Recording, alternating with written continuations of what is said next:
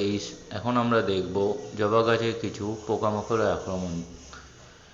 প্রধানত এই আবহাওয়াতে দেখা যায় জাপ পোকার আক্রমণ, যেটা প্রধানত আমাদের কুঁড়ির মধ্যে হয়ে থাকে, যেটা কুঁড়ির রস শোষণ করে আমাদের কুঁড়িগুলোকে হলুদ করে ফেলে দেয়। আমাদের বাড়ির প্রত্যেকের একটা সমস্যা হলো জবা গাছে যে কুঁড়ি হয় কিন্তু ফুল হয় না, কুঁড়ি হলুদ হয়ে পড়ে যায়। তার একটা কারণ হচ্ছে এই জাপ পোকা। তাহলে চলুন দেখা যাক আজকে জাপ পোকা আমরা কীভাবে নিরাময় করব।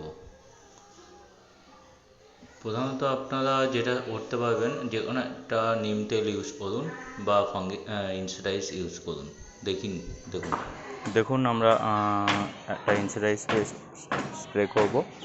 আমি যেমন ইউজ করছি রোগো প্লাস, আপনারা অন্য কিছু ইউজ করতে পারেন, নিম তেলও ইউজ করতে পারেন, কোনো অসুবিধা নেই। এটা 1 লিটার জলে আপনি 15 ফোঁটা নিয়ে তার মধ্যে গাছের মধ্যে এইভাবে স্প্রে করে দেবেন ভালো করে বিকালের দিকে।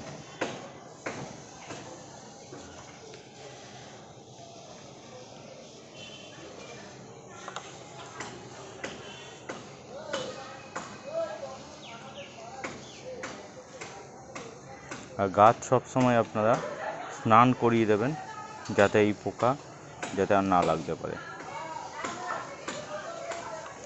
এটা সপ্তাহে 2 দিন ইউজ করবেন, তাহলে দেখবেন এই পোকাগুলো পুরো নির্মূল হয়ে যাবে।